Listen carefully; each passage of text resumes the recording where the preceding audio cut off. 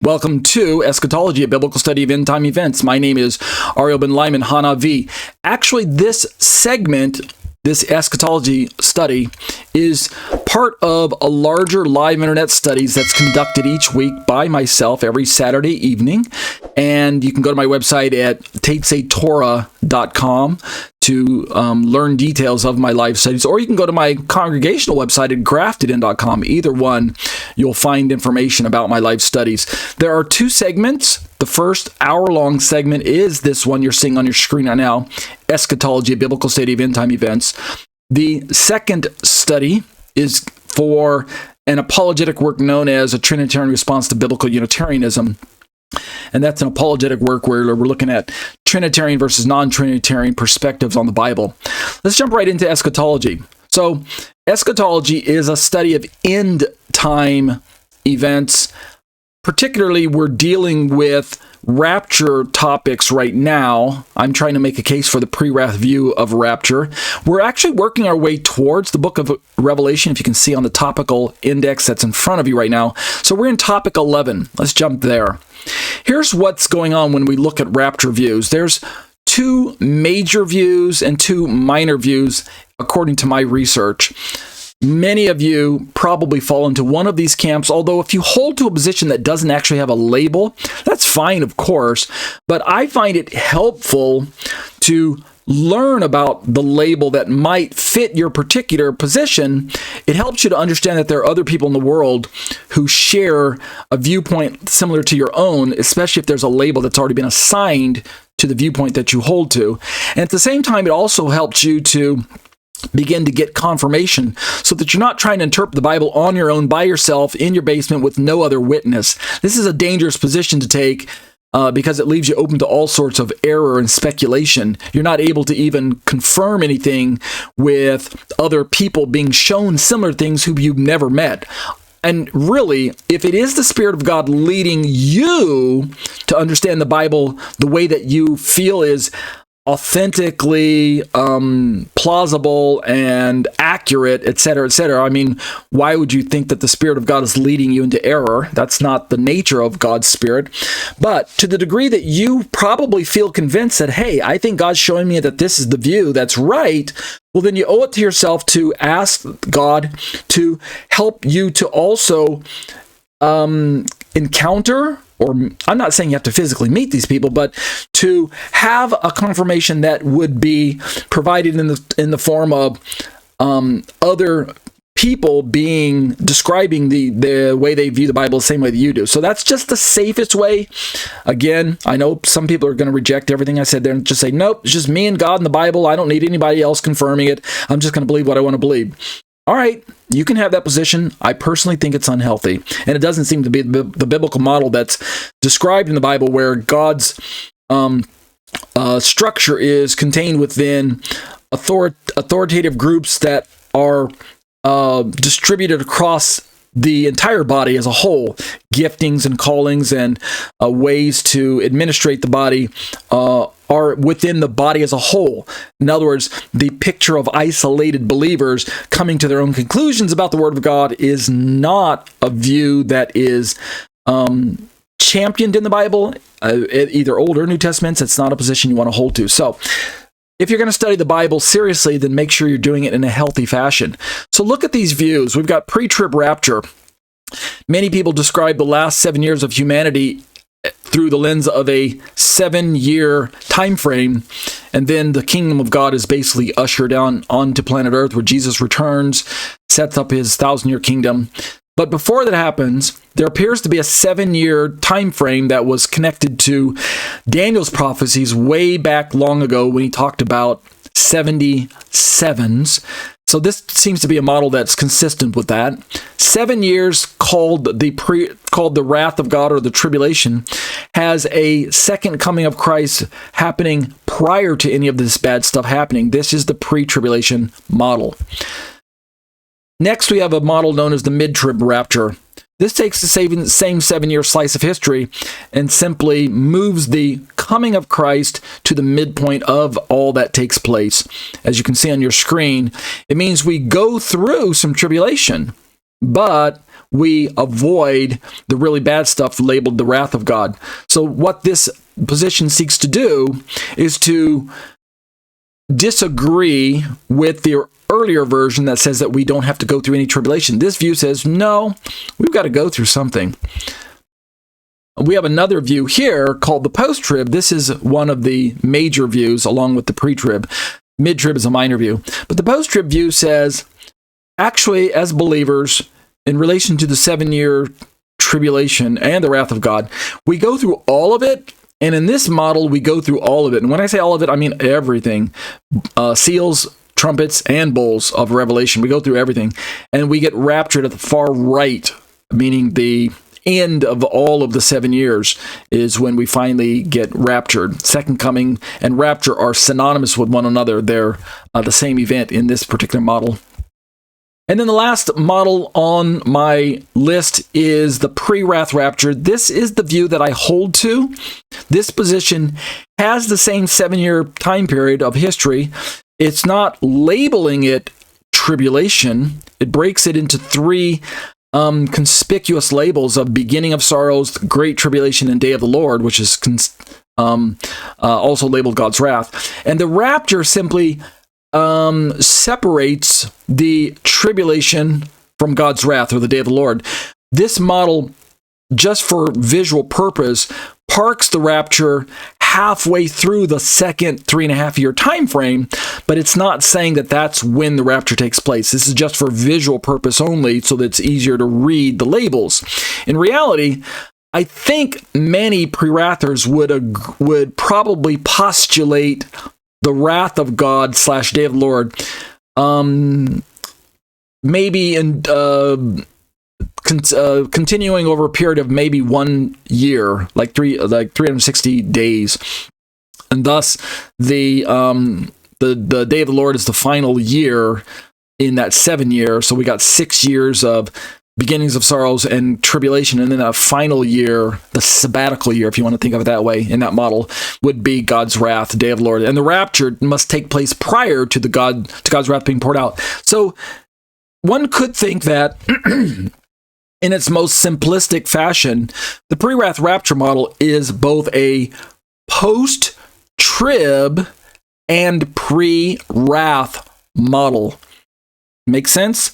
The rapture is after the tribulation, that gives it its post-trib label, and it's prior to the wrath of God that gives it its pre-wrath language. And there are other models, I believe. Let me go backwards. There are some versions of post-trib that have placed the rapture in front of what is known as the bowl judgments in the book of Revelation.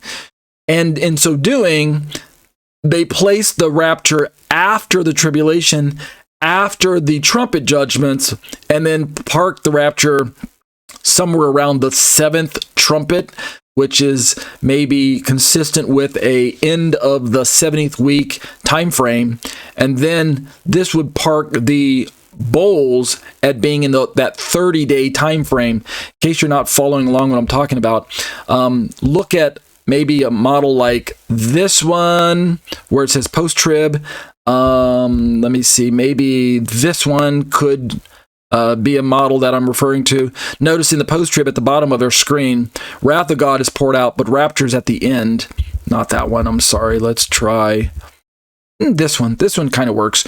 We have here in this model post-trib in the lower left corner. In fact, I could probably blow it up for everybody so that you can just see only that one. We have in this model 7-year period, post-trib, midpoint, and then notice rapture is in front of the day of the Lord. And the day of the Lord is a mere 24 hours.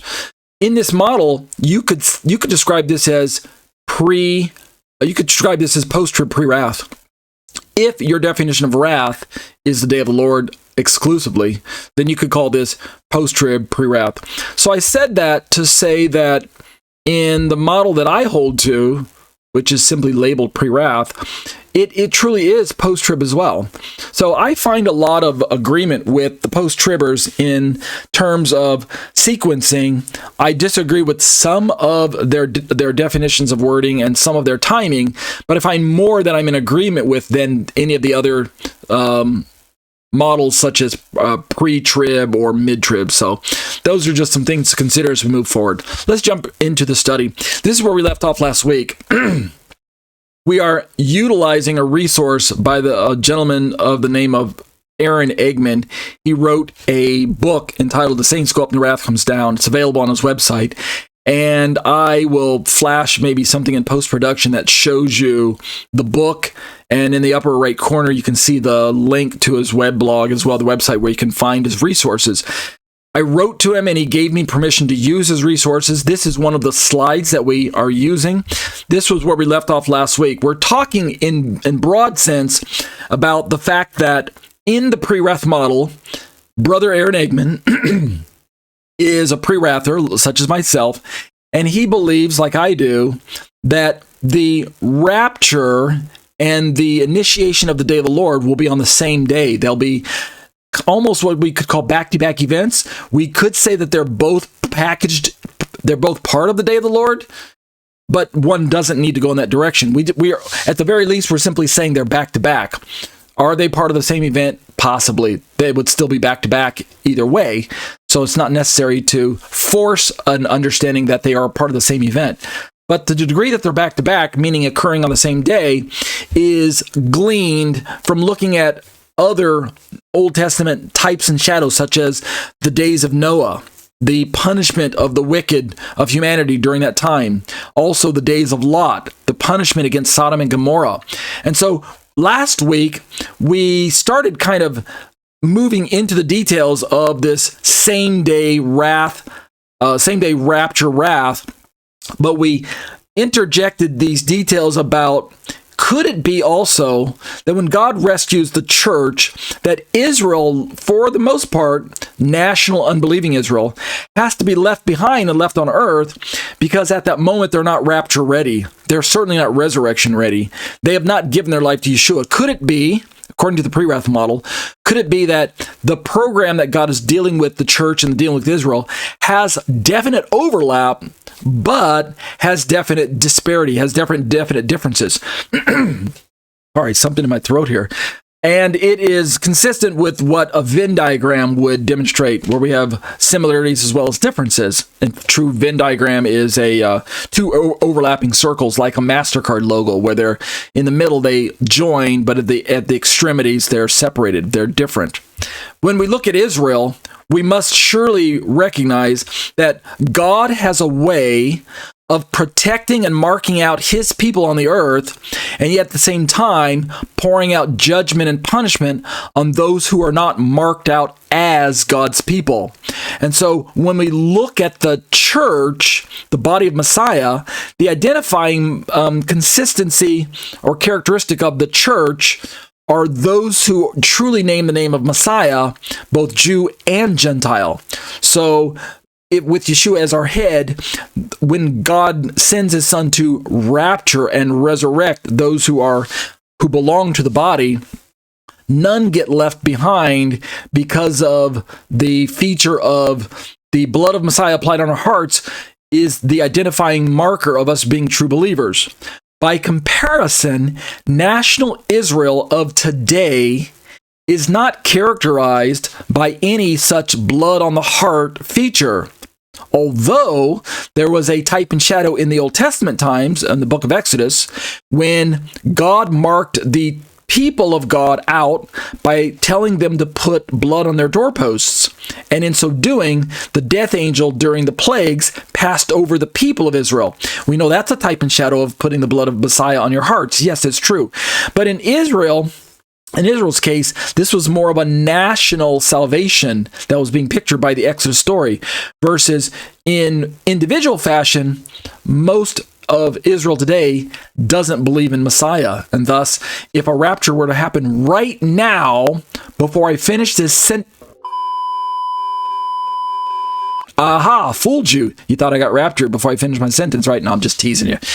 If a rapture were to happen, if there really is an imminent rapture like the pre-tribbers say, then we would all have to agree that right now, Israel wouldn't go. National Israel absolutely would not go. Maybe this is just classic dispensationalism. I tend to believe that there's a little bit of dispensationalism that's biblically true. Otherwise, why would they put forth a view that's completely unbiblical? That's not consistent with most Bible study that I'm used to conducting. Obviously, some of dispensationalism is true. So here's the point I'm trying to make without belaboring it. God can separate the body of Messiah and allow them to be raptured to the extent that we're talking about rapturing those who name the name of Messiah right now. And when Yeshua comes back, those who are true believers, whether you are alive at the time or whether you died prior to Yeshua's return, at that moment, we will all go to be with Yeshua. We will be gathered together. So I believe that separation can and must take place. However, to the degree that national Israel has not prepared their hearts, they do not know Messiah, they have not made a decision for Christ, to that degree they will be left out of that gathering. By the same token, it is clear to us that there are numerous amounts of people on earth today, the majority amount, the default amount, that do not embrace God or Messiah or embrace the Bible. They are the world at large, and it is obvious that they will not participate in any such gathering. So that's why this chart here is helpful. We have the day of the Lord on the left that describes the three groups: the raptured, pre-rapture believers, those left on earth would be the post-rapture believers, and then left on earth would be the unbelievers. The biblical prototype for the raptured and pre-raptured believers would be Noah and Lot. And the biblical prototype for those left on earth, the post-rapture believers, would be the Israelites in Egypt. And then the biblical prototype for those left on earth would be Pharaoh and the Egyptians. But when we we're reading left to right, and we're just using the column, the headings, and going down from there. In the far right, upper right, we have the effect of God's wrath as felt on those who are raptured, the pre-rapture believers. What's the effect? Well, they're removed from earth and escape God's wrath. This is the church large. This is the church proper. This is those who already have the blood of Messiah on their hearts. It's obvious that we are escaping the wrath of God using the biblical prototypes. It's obvious that we escape the wrath of God because in the biblical prototypes, Israel escaped the punishment of the death angel because of the exclusive feature of the blood. Although, in some senses, they did go through all the other plagues, but yet God made a separation by putting Israel in Goshen.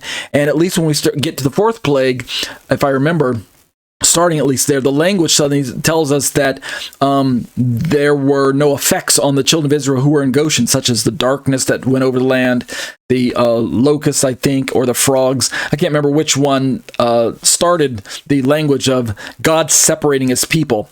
But the point being is that when we got to the most horrific plague, the final, the 10th, the death of the firstborn, it was definitely Israel still in Egypt. The plague went through the entire land, but the fact that they were protected by the blood excluded them from what we could call the final wrath of God. So that's a model there that we could work from. The effect of God's wrath on the raptured is that they're removed from the earth and escape God's wrath in the Noahic Lot stories there. Not the Exodus story, but Noah and Lot definitely escape the scene. They're taken out of the way before judgment is poured out on those that are left behind. Thank you, Tim LaHaye. The effect of God's wrath on those who are left on earth for the post-rapture believers, where we use the Israelites in Egypt as the model, the one I was just describing, is that the wrath will pass over those who receive Jesus and obey him. That's what the blood on the doorpost represents. And then the effect of God's wrath on those left on earth who are unbelievers, i.e. no blood. Well, with Pharaoh and the Egyptians, we know that the wrath of God took the firstborn, and thus the wrath of God will destroy those who reject God in the final day. So this is a very helpful chart that Brother Eggman put together. Let's move into our study. I believe we're going to finish this tonight, this particular part of Brother Aaron Eggman, and then we'll be poised to move into another set of teachings by Brother Eggman that makes this case for the pre-wrath rapture by giving more details that help us to sharpen our understanding of this pre-wrath model.